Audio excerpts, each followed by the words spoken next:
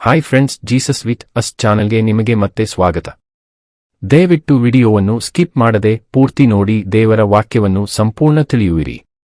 ನೀವು first time ನಮ್ಮ ಚಾನೆಲ್ಗೆ ಬಂದಿದ್ದಾರೆ ದಯವಿಟ್ಟು ಸಬ್ಸ್ಕ್ರೈಬ್ ಮಾಡಿ. ವಿಡಿಯೋವನ್ನು ಲೈಕ್ ಮಾಡಿ, ವಿಡಿಯೋವನ್ನು ನಿಮ್ಮ ಸ್ನೇಹಿತರಿಗೆ ಶೇರ್ ಮಾಡಿ. ನಿಮ್ಮಿಂದ ನಮಗೆ ಹೊಸ ವಿಡಿಯೋ ಮಾಡಲು ಸ್ಫೂರ್ತಿ ಸಿಗುತ್ತದೆ.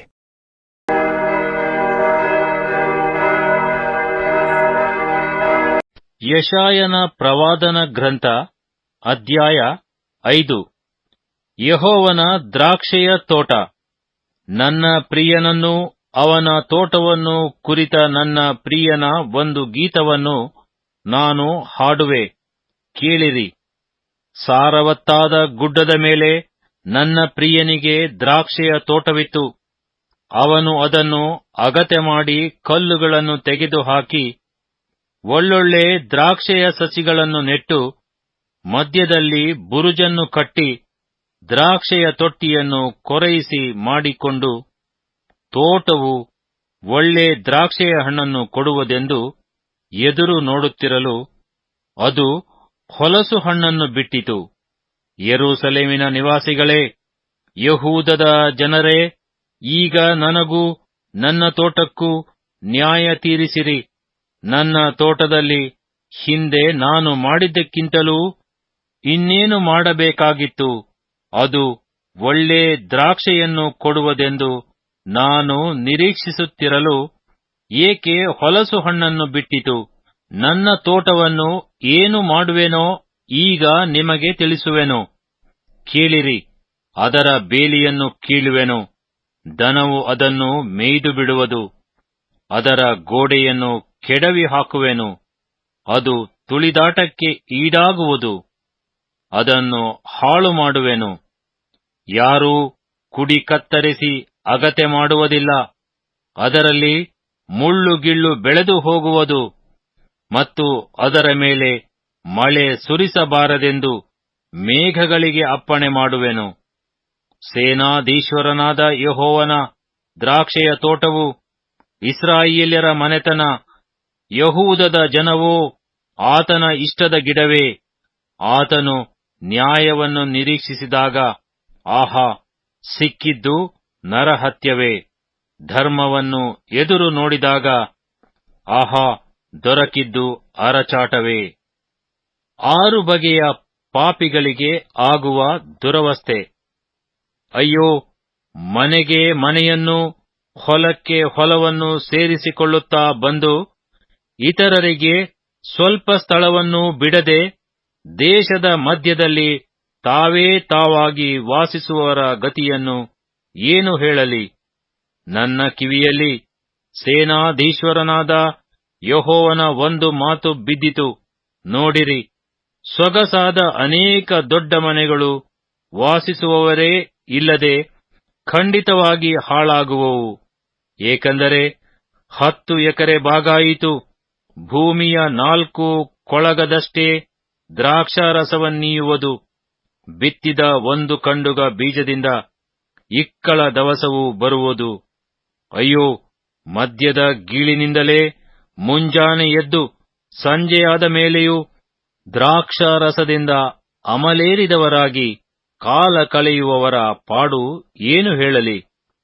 ಕಿನ್ನರಿ, ವೀಣೆ, ದಮ್ಮಡಿ, ಕೊಳಲು, ದ್ರಾಕ್ಷಾರಸ ಇವುಗಳೇ ಅವರ ಔತಣಗಳ ಸೊಬಗು.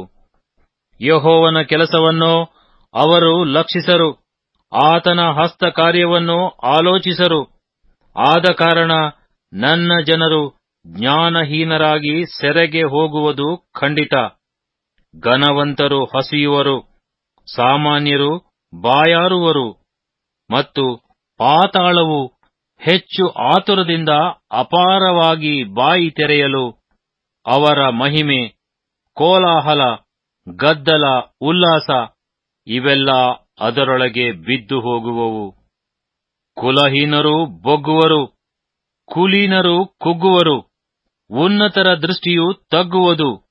ಸೇನಾಧೀಶ್ವರನಾದ ಯೆಹೋವನೋ ನ್ಯಾಯ ತೀರಿಸುವುದರಲ್ಲಿ ಉನ್ನತೋನ್ನತನಾಗಿ ಕಾಣಿಸಿಕೊಳ್ಳುವನು. ಪರಿಶುದ್ಧನಾದ ದೇವರು ಧರ್ಮವನ್ನು ನಡೆಸುವುದರಲ್ಲಿ ಪರಿಶುದ್ಧನೆನಿಸಿಕೊಳ್ಳುವನು. ಪುಷ್ಟರ ಪ್ರದೇಶಗಳು ಹಾಳಾಗಿ ಪಶುಪಾಲಕರಿಗೆ ಜೀವನಕ್ಕಾಗುವವು. ಹುಲ್ಲುಗಾವಲಂತೆ ಕುರಿಗಳು ಅಲ್ಲಿ ಮೇಯುವವು.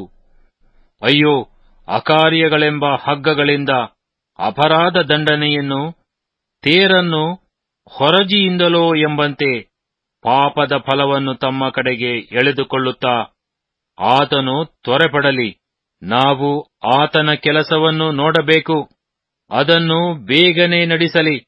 ಇಸ್ರಾಯೇಲ್ಯರ ಸದಮಲ ಸ್ವಾಮಿಯ ಉದ್ದೇಶವನ್ನು ನಾವು ತಿಳಿಯಬೇಕು. ಅದು ಸಮೀಪಿಸಿ ಬರಲಿ ಎಂದು ನುಡಿಯುವವರ ದುರವಸ್ಥೆಯನ್ನು ಏನು ಹೇಳಲಿ?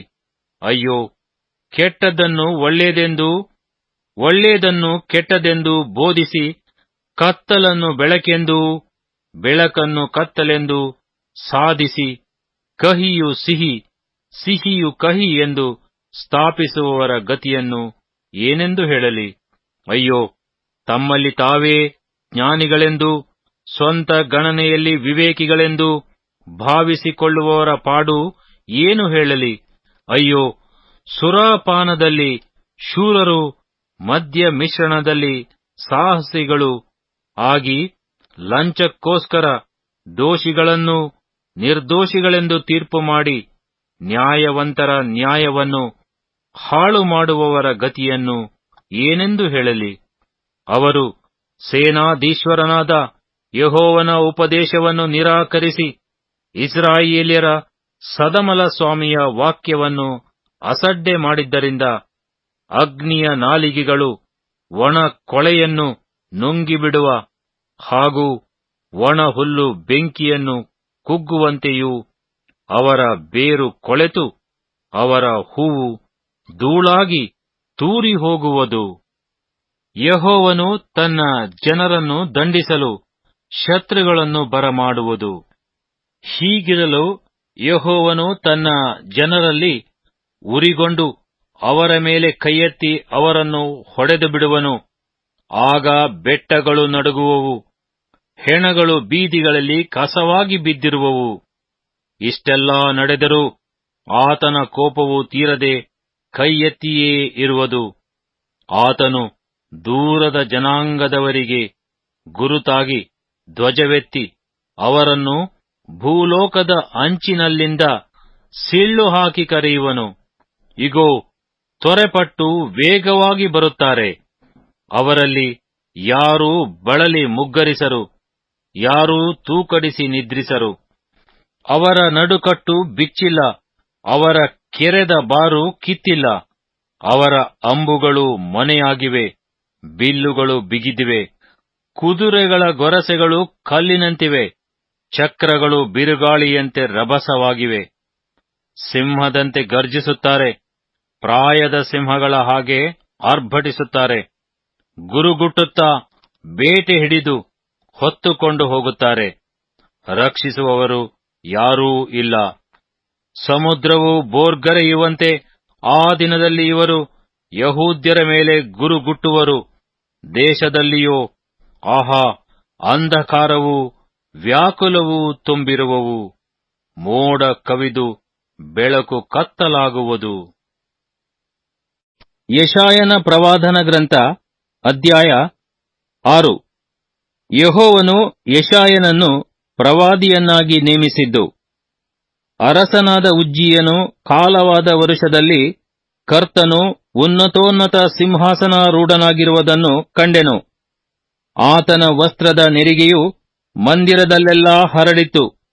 ಆತನ ಸುತ್ತ ಸೆರಾಫಿಯರು ಇದ್ದರು. ಪ್ರತಿಯೊಬ್ಬನು 6 ರೆಕ್ಕೆಯುಳ್ಳವನಾಗಿ, 2 ತನ್ನ ಮುಖವನ್ನು, 2 ತನ್ನ ಕಾಲುಗಳನ್ನು ಮುಚ್ಚಿಕೊಂಡು, 2 ಬಡಿಯುತ್ತಾ ನೆಲ ಸೋಕದೆ ನಿಂತಿದ್ದನು. ಆಗ ಒಬ್ಬನು ಮತ್ತೊಬ್ಬನಿಗೆ, ಸೇನಾಧೀಶ್ವರನಾದ ಯೆಹೋವನು ಪರಿಶುದ್ಧನು, ಪರಿಶುದ್ಧನು, ಪರಿಶುದ್ಧನು, ಭೂಮಂಡಲವೆಲ್ಲ ಆತನ ಪ್ರಭಾವದಿಂದ ತುಂಬಿದೆ ಎಂದು ಕೂಗಿ ಹೇಳಿದನು. ಕೂಗುವವನ ಶಬ್ದಕ್ಕೆ ದ್ವಾರದ ಅಸ್ತಿವಾರವು ಕದಲಿತು, ಧೂಮವು ಮಂದಿರದಲ್ಲೆಲ್ಲಾ ತುಂಬಿತು. ಆಗ ನಾನು, ಅಯ್ಯೋ, ನನ್ನ ಗತಿಯನ್ನು ಏನು ಹೇಳಲಿ? ನಾಶವಾದೆನಲ್ಲ, ನಾನು ಹೊಲಸು ತುಟಿಯವನು, ಹೊಲಸು ತುಟಿಯವರ ಮಧ್ಯದಲ್ಲಿ ವಾಸಿಸುವವನು. ಇಂಥ ನನ್ನ ಕಣ್ಣುಗಳು ರಾಜಾದಿರಾಜನನ್ನು, ಸೇನಾಧೀಶ್ವರನಾದ ಯೆಹೋವನನ್ನು ಕಂಡವು ಎಂದು ಕೂಗಿಕೊಳ್ಳಲು, ಸೆರಾಫಿಯರಲ್ಲಿ ಒಬ್ಬನು ಯಜ್ಞವೇದಿಯಿಂದ ತಾನು ತಂಡಸದಲ್ಲಿ ತೆಗೆದ ಕೆಂಡವನ್ನು ಕೈಯಲ್ಲಿ ಹಿಡಿದುಕೊಂಡು ನನ್ನ ಬಳಿಗೆ ಹಾರಿ ಬಂದು ನನ್ನ ಬಾಯಿಗೆ ಮುಟ್ಟಿಸಿ, ಇಗೋ, ಇದು ನಿನ್ನ ತುಟಿಗಳಿಗೆ ತಗಲಿತು, ನಿನ್ನ ದೋಷವು ನೀಗಿತು, ನಿನ್ನ ಪಾಪಕ್ಕೆ ಪ್ರಾಯಶ್ಚಿತ್ತವಾಯಿತು ಅಂದನು. ಆಗ ಯಾವನನ್ನು ಕಳುಹಿಸಲಿ, ಯಾವನು ನಮಗೋಸ್ಕರ ಹೋಗುವನು ಎಂಬ ಕರ್ತನ ನುಡಿಯನ್ನು ಕೇಳಿ, ಇಗೋ, ನಾನಿದ್ದೇನೆ, ನನ್ನನ್ನು ಕಳುಹಿಸು ಅಂದೆನು.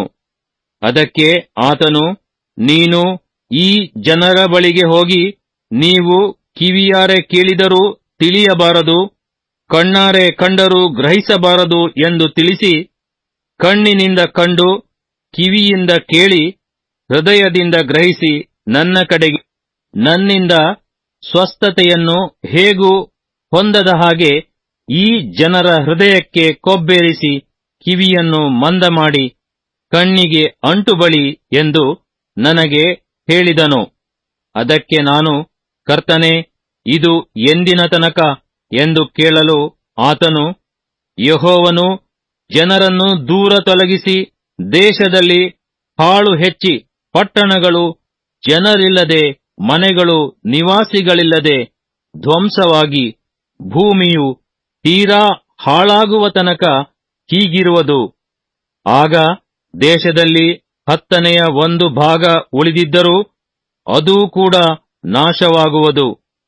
ಏಲಾ ಅಲ್ಲೋನ್ ಮರಗಳನ್ನು ಕಡಿದ ಮೇಲೆ ಅವುಗಳ ಬುಡವು ನಿಲ್ಲುವ ಹಾಗೆ ದೇವಕುಲವು ಮೋಟು ಬುಡವಾಗಿ ನಿಲ್ಲುವುದು ಅಂದನು.